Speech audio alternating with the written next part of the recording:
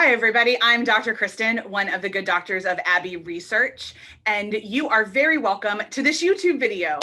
I am, as I said, one of the good doctors, and we are both, but me in particular, am obsessed with stories that change the world and meeting people who are doing just that. We're empathy educators who are absolutely convinced that the more we can understand somebody else's worldview, the better way to be human will be. We'll find different, more richer, and more fulfilling ways to do human in cohesive society instead of the fractional ones that we live in now. So this series is part of that. Welcome to My World is an opportunity where I get to chat to wise, fascinating people from around the world, and you get to eavesdrop. And today, my guest is no exception to that wise and fascinating. Today, I am joined by Shuhada Alauddin. She is a business and lifestyle energy coach and the founder of MYRYL. Shuhada works with founders, influencers, and C-suite leaders to help them gain clarity on the what and how of their next chapter so they can expand their impact and legacy through mindset and heartfelt synchronicity via bespoke, high touch, and an exclusive program. I love the word bespoke. We'll get back to that in a minute. She's also an international speaker, which is how I met her. I watched her Big Talk virtual showcase, which will be linked below. She's spoken in New York at the Muslim Lifestyle Expo in Manchester, in the UK, not United States, not in Vermont, as far as I know, or New Hampshire. The Tokyo Modest Fashion Week in Tokyo, Japan, among some other places. She's been featured in numerous media outlets like Thrive Global, HuffPost, British Muslim TV, the Halal Media Japan, Cosmopolitan Malaysia, and Marie Claire. I think this is going to be a fascinating conversation, and I can't wait to get directly to it. So, Shuhada, thank you so much for joining me. Thank you for having me. Like I said, I love this word bespoke, and people in the United States do not use it enough. It's a word I learned in the UK. So I would love for you to tell me, why are you passionate? It's in capital letters in your bio. Why are you passionate about your program being bespoke? Well, you're right that it's the bio that I sent you. I have it all capital letters. It's also all in capital letters in my website. Okay. So why bespoke is an important word that it has to be in capital letters? Well, first of all, I'm going to start off by sharing with you a little bit, because that's how I work with my clients. I create bespoke programs for my clients, right? Because each and every one of us are different. We all have challenges, right? And they all kind of, they're different challenges each of us going through. So to have like one set of parameters or program that applies to everyone is going to be, well, it works, but I believe more in having a bespoke program. Hence why it's very important for me. And it's also because this came from my experience. I realized that I had some challenges in one of my other business, the other business I had, which is now no longer in existence. Okay. All the experience that I gathered from, well, the failure, well, not really a failure, but I don't like to use that word. Business owners tend to think that a closed business is just a lesson learned. So yeah. Right. Yeah, exactly. So after that experience, it took me, it was like really, I withdrew from everything, including my coaching company, MYRYL. It took off for like 18 months and really went through like why it happened and what can I learn from it and things like that. And I realized there are different facets of it, right? That kind of affected that experience that I had. And that's why it's also important, I feel, for me to kind of apply that to the programs I create for my clients, because then I will see they're having this set of challenges, but they do not have this. So I'll take from whatever I've learned throughout and take that portion and try to apply it in the context of what they're going through. Okay. So again, which is why bespoke is a very important word for me. Not that if you don't have a bespoke program, it doesn't work. I did that for many, many years. It definitely worked. I just feel like you can see more results and higher impact by creating something that fits specifically to the client that I'm working with. And that makes sense to me, because as you were talking, the word energy is also really important in your work. And so my energy profile is different than somebody else's energy profile. And so to be able to incorporate that into MYRYL has to be essential to the idea of the business. Exactly. Okay. Yeah, exactly. Perfectly said. Are you very familiar with Energy Works yourself? Well, here's what's fun. I wasn't until I gave my TED talk, my TEDx talk, and then started getting introduced to, like, in a rapid succession that can only be orchestrated by the universe, a lot of energy workers. And quickly learned a lot. So I would not say that I am experienced. I'm in the middle of doing some transformational energy coaching with somebody, that because I need a different way to do therapy. So I'm open to this idea of energy, but it's definitely, as somebody who was raised in a very Western, very scientific and Protestant and kind of very, that environment, it is foreign to me.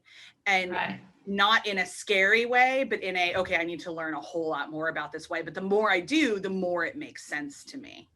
So do you find, that's a great question, actually, it leads me up. Do you find that energy work is pretty, like, you have to explain it to different cultures? Like, are there cultures that makes more sense than others? Okay. Definitely. My first, I would say, experience with energy works, or anything related to energy was more than 10 years ago. I was actually, before I'm a coach, what I do now, I was in legal practice for 10 years, until I decided that I'm going to leave legal practice, leave my partnership in a firm, and started my own coaching company. Now, it all started when I had a meltdown at work one day. And then, it's a long story, I'm not going to go into it, but long story short, I took a break for a week. And then during that 1 week break, I attended a color therapy class. Okay. And I've never heard of it until that day. And it's just that I felt called to attend because I love colors. I don't know if that's a good reason to just go. So I thought, since I have all this free time for, I usually was working like from 9 to 10 or 12 midnight, because I was in corporate legal practice, and my working hours were a bit crazy. So suddenly I had all this free time. I was like, hey, why not just go just because, right? Yeah. So I attended. So the coach who was teaching us that day was like telling us, oh, color personality, and he said, who wants to volunteer? And obviously I said, me, I'm gonna go. Typical student, like, sits in front and takes down every single thing. That was me before. Me too. So he did a diagnosis on me, a color personality diagnosis. What is my color personality, right?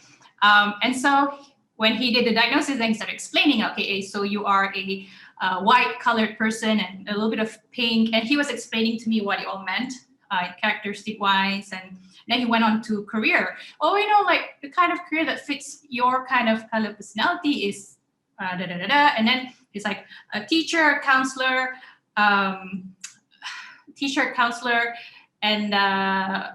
something like along coaching. I can't remember what was the word he used, but like a coach, right? And then he went on, and I just I didn't hear anything else. And that moment kind of froze, like in the movies, and then you see the frame kind of froze, and you hear the angels go, right?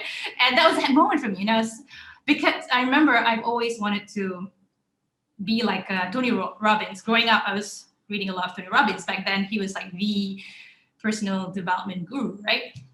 So I've always said, if only I could be like him, wouldn't it be cool? But then I would what would I teach? How do I coach people? What do I know, right? Like, I've been a lawyer for so long, that's all I ever known. So, but that was the moment that really got me thinking into, maybe you should consider doing this, because I couldn't draft contracts, because that was what I was doing. That was my bread and butter.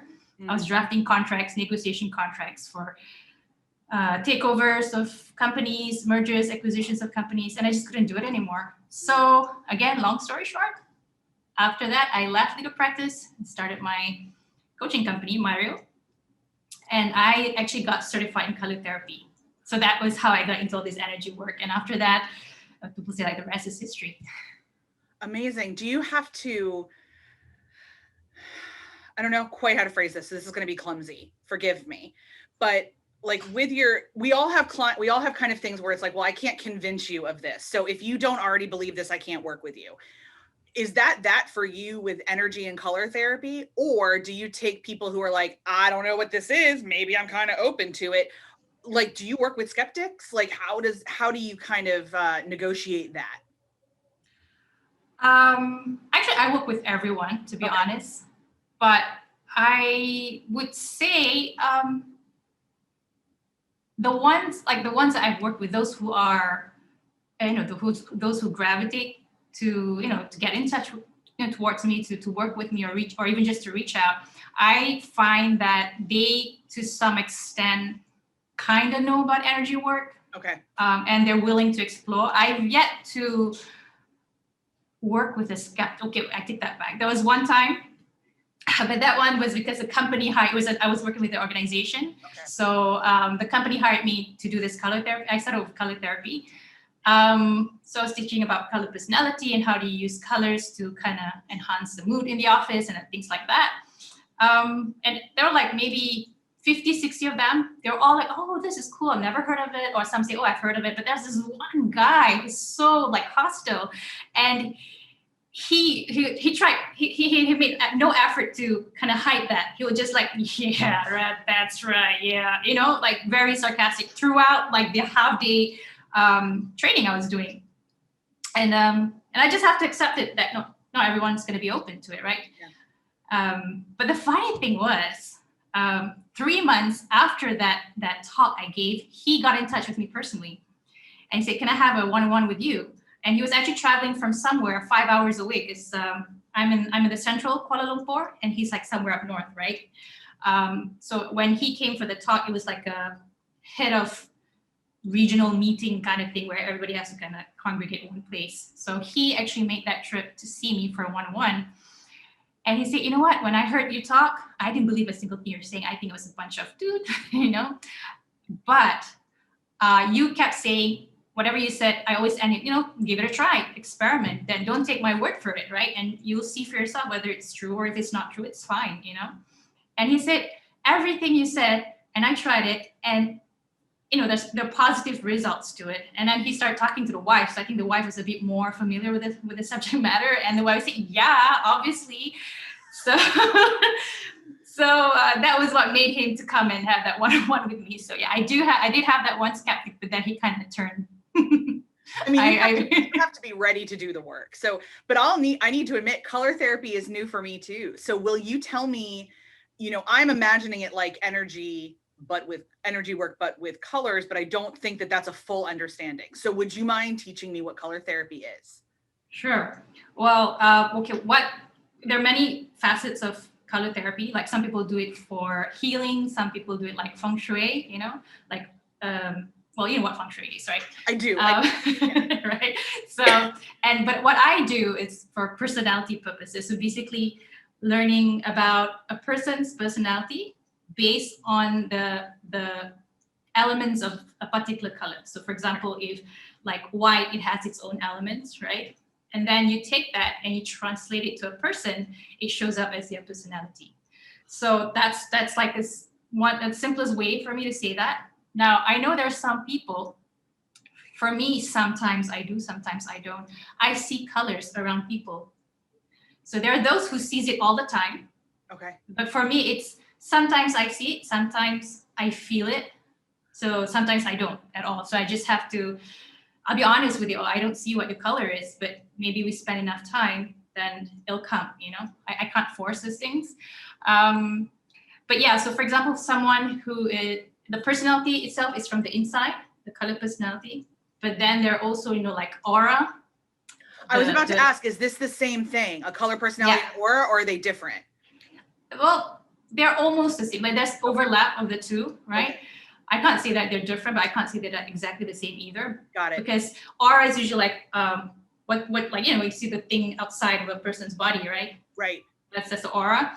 But your personality, your color personality is basically who you are inside. So it will remain the same forever, right? But the aura changes according to like how positive your life has been, if you've been eating well, have been meditating and things like that. So Yeah. My mind is blown. The idea that your aura can shift, but your color stays the same. That's fascinating. I think that's one of the personality profiles, tests, whatever, that I resonate the most with is called the Enneagram. Right, right. Are you familiar with the Enneagram? I know some, but yeah, please tell me. Okay. So the thing, so essentially for anyone who hasn't heard me waffle about this for a really long time, it's kind of an ancient understanding that there are 9 basic personality types. But that how they interact with other personality types and what kind of, there's a more unique alchemies within it than like Myers-Briggs, which is too binary for me. I don't love Myers-Briggs. What I like about the Enneagram is it allows for futziness, and it also can kind of help me figure out behaviors when I'm mentally unhealthy. And when I'm also like specifically operating like within, I mean, pick the phrase that's popular right now, your zone of genius, alignment, like whatever phrase, that this is kind of how you'll behave.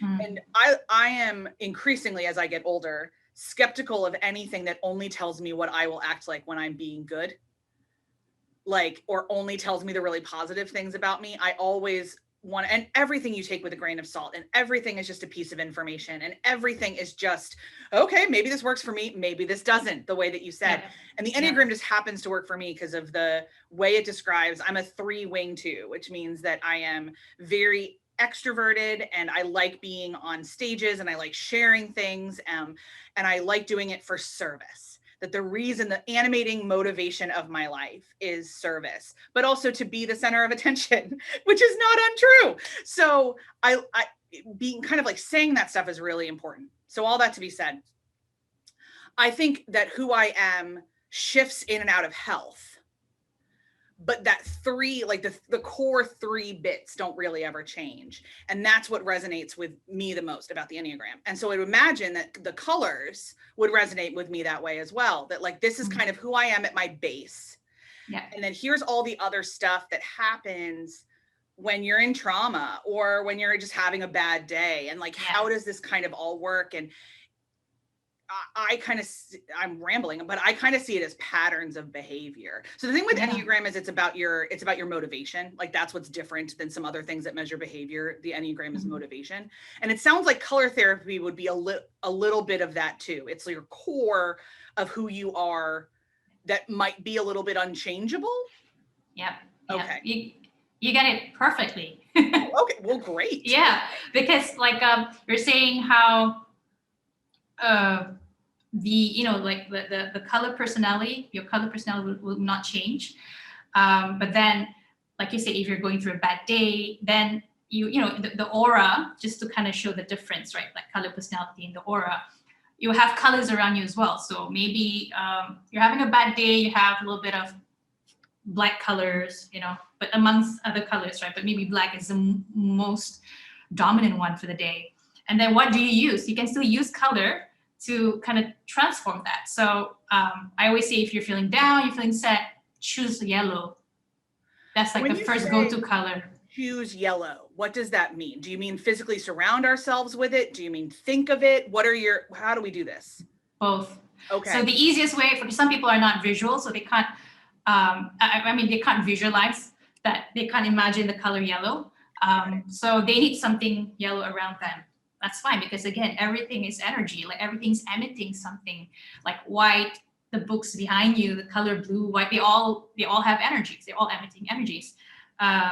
So the same, we have yellow color, more like you have more yellow, then you have more of the energy of the color yellow to kind of like lift up your spirits, right?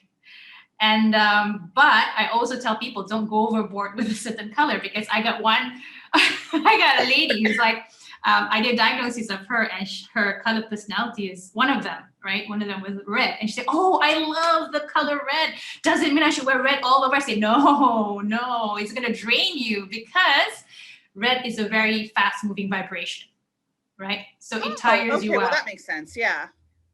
So it will tire you out easily if you have everything head to toe in red. So what I told her was like, maybe have like a red top, white skirt, or something that you still have red around you, but not definitely not head to toe, I was telling her. So the same goes for all the other colors. I think this idea that energy can't be destroyed. It always has to go somewhere. Like energy is always somewhere, which some of us learned in high school physics and most of us have forgotten. And I think in a lot of I never took physics because I liked myself too much, is the joke I always make. But I struggled enough in chemistry. But all that to be said, one of the things that I find fascinating, especially over the last, over the COVID times, is that there has been significantly more of an emergence in mainstream conversations about energy and about how this looks. And even though we're this very scientific culture in a lot of the West, this basic scientific principle of energy is not something we incorporate. It baffles me. This kind of, here's a law of physics that would explain quite a lot of how you as a human interact with the world, but we're not going to pay attention to it because it feels too woo-woo. It's a law of physics. Like humans fascinate me, but I love this idea that understanding different energy vibrations, different ways that energy manifests itself within you and around you and within the world around you is a key element to learning how to be human, is newer to me for sure. And I think newer to some of my viewers, but I appreciate that it is not newer to many wise people around the world. And so I'm glad that we get to learn from all y'all that are much more in tune to the idea of transmutable energy. It's really, thank you for being so generous with your wisdom and your time. Yeah. No, so glad to be here. I was gonna add, do we have time to add on? Can I add on one last bit? Yes, please. Yeah. Yeah.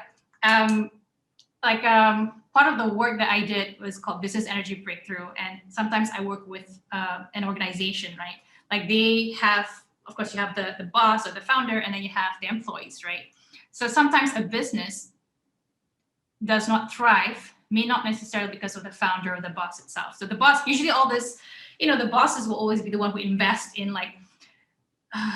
soft skills and learning this, learning that. You want to break through this and all the energy stuff, but then you forget that energies will also impact each other. So you're the one who's feeling positive, but your employees are not, right? For whatever reason, it's going to affect the big picture as well. So I had organizations where the bosses and the employees will come and they will do that energy clearing as well. So yeah, you're right about how it affects everybody. Yeah.